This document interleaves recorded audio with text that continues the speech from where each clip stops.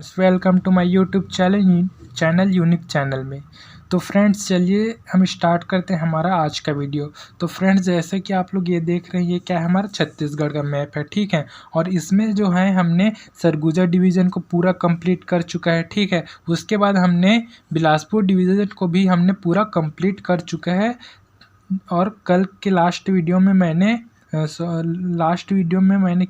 से जिले को बताया है, रायगढ़ जिले को मैंने बता चुका है। तो वहाँ से क्या हो जाता है, हमारा जो बिलासपुर डिवीज़न है वो पूरा हमारा कंप्लीट हो जाता है, ठीक है। तो चलिए गाइस आ जाते हैं, हमारा नेक्स्ट डिवीज़न क्या है, हमारा नेक्स्ट डिवीज़न वो है हमारा दुर्ग डिवीज़न, ठीक है। तो दुर्ग डिवीज़न में कौन कौन से ज़िले हैं उसको हम एक बार देख लेते हैं। उसके बाद हम आ जाएंगे हमारे जो दुर्ग डिवीज़न है उसके जो फर्स्ट ज़िले हैं उसको हम देखेंगे। तो चलिए पहले इसके कौन कौन से ज़िला जो मिलकर क्या है हमारा दुर्ग डिवीज़न बना है उसको हम सबसे पहले देख लेते हैं। तो सबसे पहले हमारा कबीरधाम ज़िला, उसके बाद है हमारा राजनांदगांव, उसके बाद है हमारा बेमेतरा, उसके बाद है हमारा दुर्ग, उसके बाद है हमारा बलौद। तो ये सब ज़िले जो मिलकर क्या बन जाते हैं, हमारे दुर्ग जो डिवीज़न है वो हमारा उसका फॉर्मेशन पूरा कंप्लीट हो जाता है। तो कितने ज़िले हैं इस जो दुर्ग डिवीज़न में उसको हम देख लेते हैं, 1 2 3 4 एंड 5, ठीक है। तो ये 5 ज़िले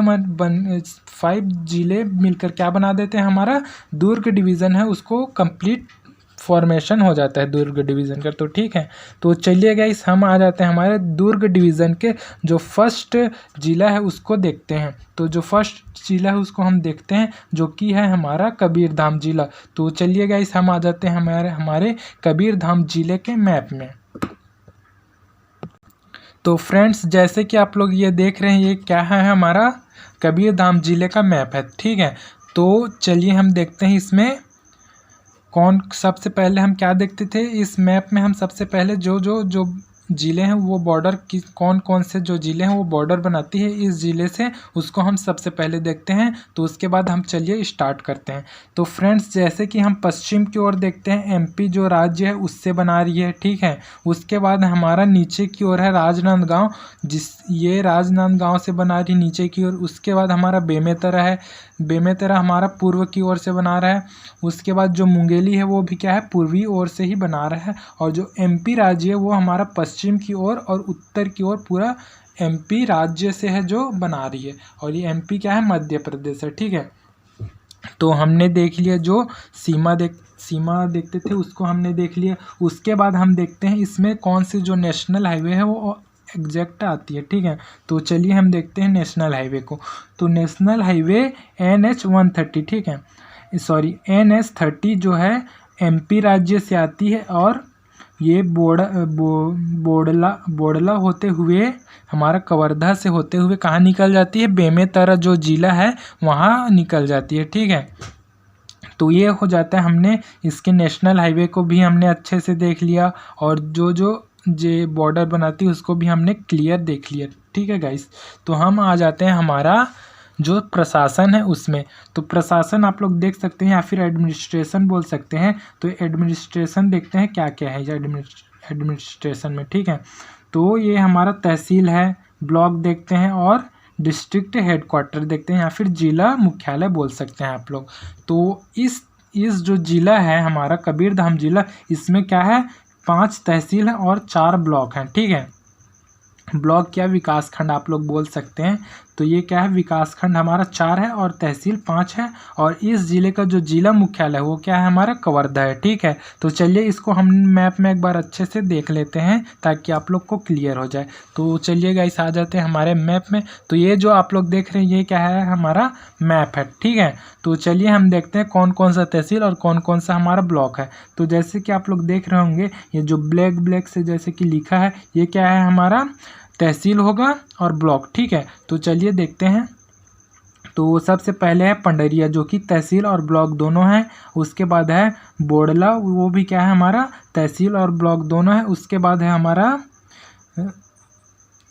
रेंगा खार है, ठीक है। ये रेंगा खार क्या है, सिर्फ तहसील है, ठीक है, सिर्फ तहसील है हमारा रेंगा खार। उसके बाद है हमारा कवर्धा जो कि तहसील और ब्लॉक दोनों हैं। और उसके बाद है हमारा सहसपुर लोहारा, ठीक है। ये सहसपुर लोहारा क्या है हमारा, तहसील और ब्लॉक दोनों है ये भी। तो चलिए गिन लेते हैं कि तहसील कितने हैं और जो ब्लॉक है कितने हैं। तो सबसे पहले हम तहसील को गिनते हैं 1 2 3 4 एंड 5, ठीक है। तो ये हो गया हमारा 5 तहसील हो गए, हमने पहले देख चुका है। उसके बाद जो ब्लॉक है वो क्या है हमारा 4 है, उसको भी देख लेते हैं कौन कौन से जो 4 हैं। 1 2 3 4, ठीक है। तो 4 हमारे ब्लॉक भी हमने देख लिया। और इस जिले का जो जिला मुख्यालय है वो कहाँ है, ये जो कवर्धा है वहाँ है हमारा इस जिले का जिला मुख्यालय, ठीक है। तो चलिए फ्रेंड्स हम आ जाते हैं हमारे हिस्ट्री पॉइंट पे। तो हिस्ट्री में हम क्या देखते हैं उसको आप लोग देख लीजिए। हिस्ट्री में हम देखते हैं गठन देखते हैं, उसके बाद पुरातात्विक स्थान को भी देख लेते हैं। तो ठीक है, सबसे पहले हम देखते हैं गठन। तो इस जिला ये जो जिला है कबीरधाम वो कब बना हमारा 1998 में बना है, ठीक है। 1998 में इसका गठन हुआ है।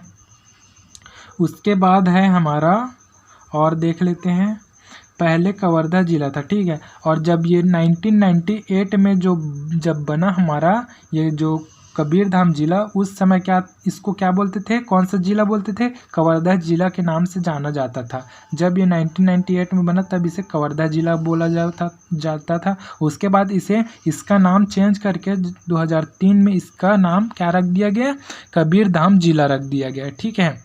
और इसको क्या चेंज कर दिया गया 2003 में, और इसका नाम रख दिया गया कबीरधाम जिला, ठीक। तो ये हो गया हमारा जो हिस्ट्री में देखते हैं। उसके बाद एक और है पुरातात्विक स्थल, उसको भी हम देख लेते हैं। यहाँ पे क्या है, पचराही है, ये अलाउद्दीन खिलजी के सिक्के मिले, ठीक है। और ये जो पचराही है यहाँ से हमको अलाउद्दीन खिलजी के जो है सिक्के हमको प्राप्त हुए हैं। तो ये पचराही कहाँ पे है उसको हम मैप में एक बार आप लोगों को दिखा देते हैं एग्जैक्ट कहाँ पे है पचराही, ताकि आप लोग को अच्छे से क्लियर हो सके। तो जैसे कि आप लोग ये देख रहे हैं, ये रहा, आप लोग यहाँ पे देख सकते हैं जो पंडरिया उसके आप लोग समझ सकते हैं पश्चिम की ओर, ये रहा, यहाँ पे है हमारा पचराही, ठीक है।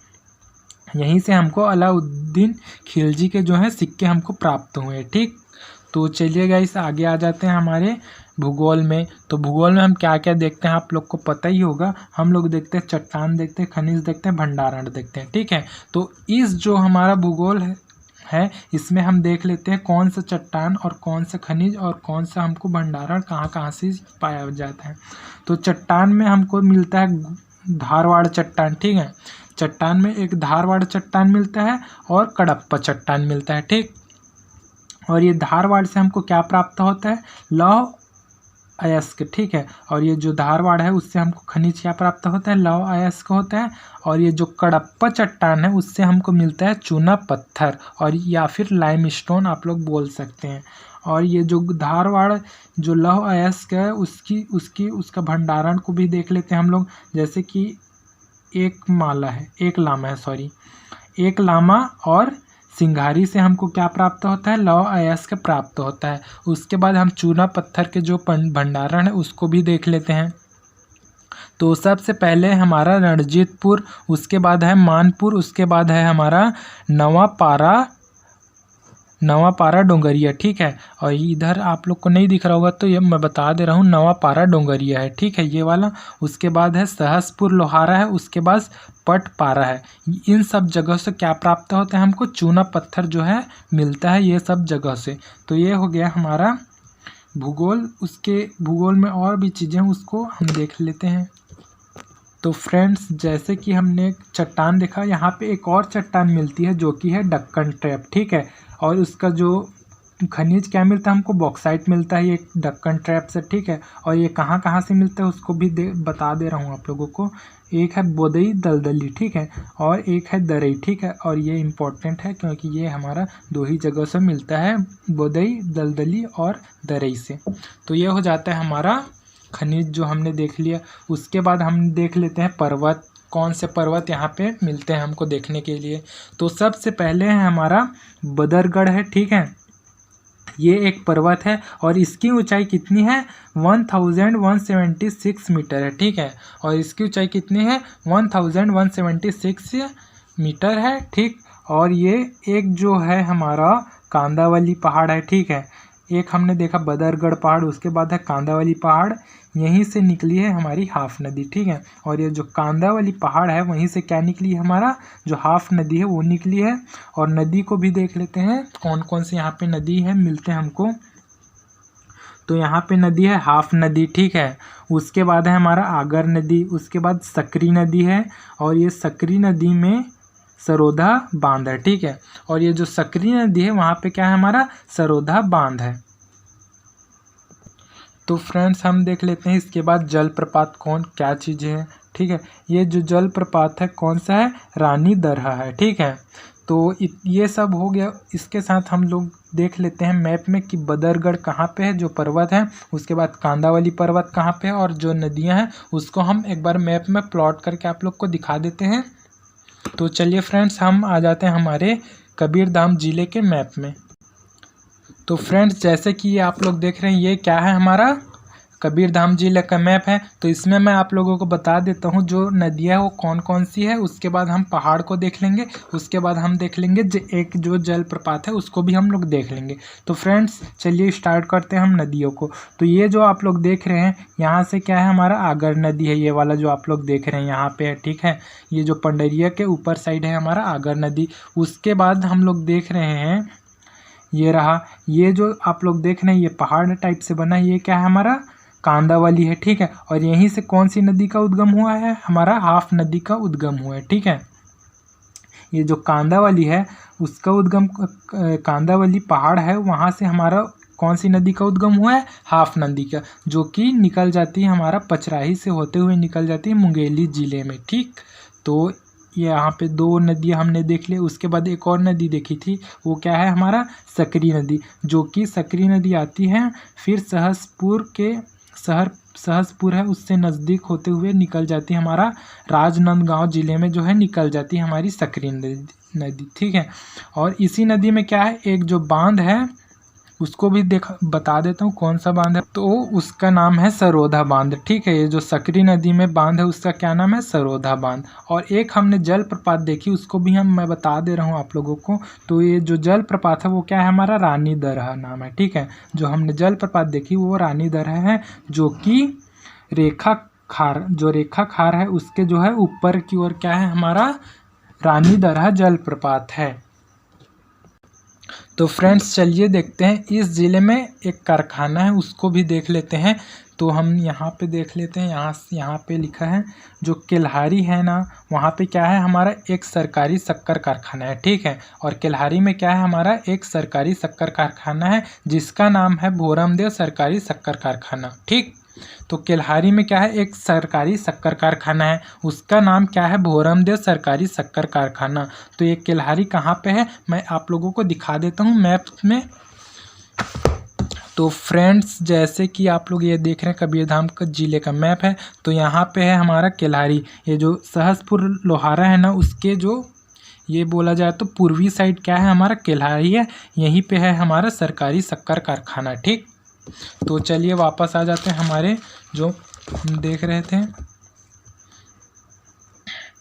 तो हमने देख ली, तो केल्हारी में क्या था, हमने देखा सरकारी शक्कर कारखाना है, उसका क्या नाम है, भोरमदेव सरकारी शक्कर कारखाना, ठीक। उसके बाद है पंडरिया के पास भी एक सरकारी शक्कर कारखाना है, ठीक है। और जो पंडरिया तहसील है उसके पास क्या है, एक और सरकारी शक्कर कारखाना है जिसका नाम है, क्या नाम है उसका, सरदार वल्लभ भाई पटेल सरकारी शक्कर कारखाना नाम है, ठीक है गाइस।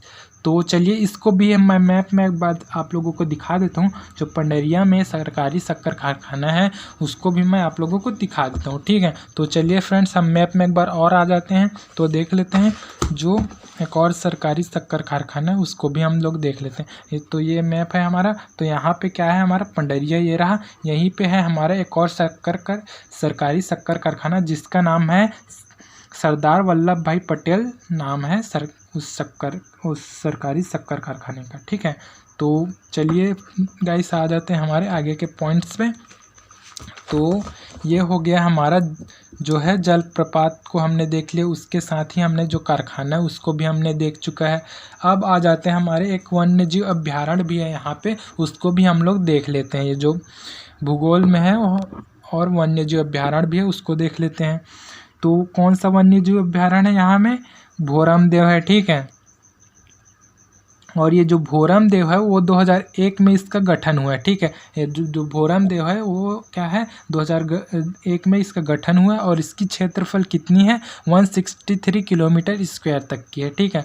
और इसका क्षेत्रफल कितना है, 163 किलोमीटर स्क्वायर है और छत्तीसगढ़ में न्यूएस्ट वाइल्ड लाइफ सेंचुरी है, ठीक है। और ये जो छत्तीसगढ़ में है सबसे न्यू जो बना है हमारा वन्य जीव अभ्यारण्य वो भोरमदेव है, ठीक है। सबसे न्यू वन्य जीव अभ्यारण्य क्या है, हमारा भोरमदेव। और ये भी इम्पोर्टेंट हो जाता है हमारे लिए, ठीक है। और ये जो वन्य जीव अभ्यारण्य बोलते हैं उसको क्या बोलते हैं, वाइल्ड लाइफ सेंचुरी हम लोग इंग्लिश में बोल देते हैं। तो आप लोग याद रखिएगा कि सबसे न्यूएस्ट वाइल्ड लाइफ सेंचुरी क्या है, हमारा भोरमदेव है, जो कि जिसका गठन कब हुआ है, 2001 में हुआ है। और इसकी क्षेत्रफल कितनी है, 163 किलोमीटर स्क्वायर है, ठीक है। ये हो जाता है हमारा भूगोल, जिसको हमने अच्छे डिटेल में और देख चुका है, ठीक है। तो चलिए फ्रेंड्स, हम आ जाते हैं हमारे आगे के पॉइंट्स पे। क्या क्या पॉइंट है उसको हम देख लेते हैं। तो चलिए देखते हैं हमारा आगे कौन सी पॉइंट है उसको। तो आगे है हमारा जनजाति एवं पर्यटन, ठीक है। तो सबसे पहले देख लेते हैं हम जनजाति जो कौन सी यहाँ पे निवास करती है। तो यहाँ पे कौन सी जनजाति है, बैगा जनजाति है और गोंड जनजाति है, ठीक है। तो ये गोंड जनजाति की सबसे ज़्यादा जनजाति है छत्तीसगढ़ में, ठीक है। और ये जो बैगा और गोंड जनजाति क्या है, सबसे ज़्यादा है हमारे छत्तीसगढ़ में, ठीक। और चलिए ये हो जाता है हमारा कंप्लीट जनजाति, जिसको हमने देख चुका है, ठीक है। उसके बाद है हमारा पर्यटन। अब पर्यटन में देखते हैं क्या क्या जो इम्पोर्टेंट चीज़ें हैं, या फिर पर्यटन बोला जाए या फिर टूरिज्म आप लोग बोल सकते हैं। तो चलिए देखते हैं हम टूरिज्म। तो सबसे पहले हम क्या देखते हैं, भोरमदेव मंदिर है, ठीक है। और ये जो पर्यटन में क्या है, हमारा भोरमदेव मंदिर है। और कहाँ है ये जो भोरमदेव मंदिर है, वो कहाँ है, हमारा चौरा ग्राम में है, ठीक है। ये जो भोरमदेव मंदिर है वो कहाँ पे है, चौरा ग्राम में है, ठीक। और 1089 ईस्वी में इसे बनाया गया है, ठीक है। इसे 1089 ईस्वी में इसे क्या हुआ, बनाया गया है। और ये मंदिर नागर स्थापत्य कला में बनाया गया है, ठीक है। और ये जो मंदिर है हमारा भोरमदेव मंदिर, ये कौन से स्थापत्य कला में बना है, नागर स्थापत्य कला में बना है, आप लोग याद रखिएगा इसको। तो इसके बाद है उसे शिव मंदिर कहते हैं, ठीक है। और ये जो भोरमदेव है इसको हम लोग शिव मंदिर भी कहते हैं, ठीक। उसके बाद है हमारा इस मंदिर को छत्तीसगढ़ का खजुराहो भी कहते हैं, ठीक है। और ये जो मंदिर है हमारा भोरमदेव, उसको छत्तीसगढ़ का खजुराहो भी कहते हैं। और देखते हैं उसके आगे, उस समय शासन था फड़ी नागवंश का, ठीक है। और उस समय किसका शासन था, फड़ी नागवंश का शासन था और इसका शासक थे। और ये जो फड़ी नागवंश के शासक कौन थे, गोपाल देव, ठीक। ये फड़ी नागवंश के शासक कौन थे, गोपाल देव थे उस समय। और इसी के शासन काल में लक्ष्मण देव राय जी ने बनवाया था इस, ठीक है। और ये जो इसके शासन में जो इसका शासक थे, ठीक है, उसका क्या नाम था, गोपाल देव था। और इसी के शासन काल में लक्ष्मण देव राय जी ने, और ये गोपाल देव के शासन काल में लक्ष्मण देव राय जी ने बनवाया था ये जो भोरमदेव मंदिर है उसको। उसके बाद है इसी से लगे हुए 2 महल भी हैं, ठीक है। और ये जो भोरमदेव मंदिर हमने देखा उससे उसके पास ही क्या है, 2 महल भी बने हुए हैं। तो उसको भी चलिए हम देखते हैं कौन कौन से जो 2 महल हैं उसको हम लोग देख लेते हैं। तो जैसे कि ये आप लोग देख रहे हैं, ये क्या है, हमारा महल है 2, एक ये इधर है और एक इधर। मैं बता देता हूँ कौन कौन सा। एक है मड़वा महल और दूसरा हमारा छेरकी महल, ठीक है। ये 2 महल हैं, पहला है मड़वा महल और दूसरा है हमारा छेरकी महल। तो चलिए देखते हैं, पहले हम मड़वा महल को अच्छे से डिटेल में देख लेते हैं, उसके बाद हम देखेंगे छेरकी महल को, ठीक। तो सबसे पहले देखते हैं मड़वा महल। और एक ये मड़वा महल क्या है, शिव मंदिर है, ठीक है। और इसे 1349 में रामचंद्र देव का अंबिका देवी से विवाह हुआ था, इस वजह से इसे बनवाया गया था, ठीक है। और ये जो रामचंद्र देव जी ने देव थे वो क्या था, वो उसने अंबिका देवी से क्या किया था, विवाह किया था। उसके उपलक्ष्य में इन्होंने क्या बनवाया, ये जो मड़वा महल है उसको बनवाया। ठीक है, 1949 में और ये मड़वा महल को बनवाया गया था। और उसके बाद हम आ जाते हैं छेरकी महल। ये कौन सी महल उसको भी देख लेते हैं।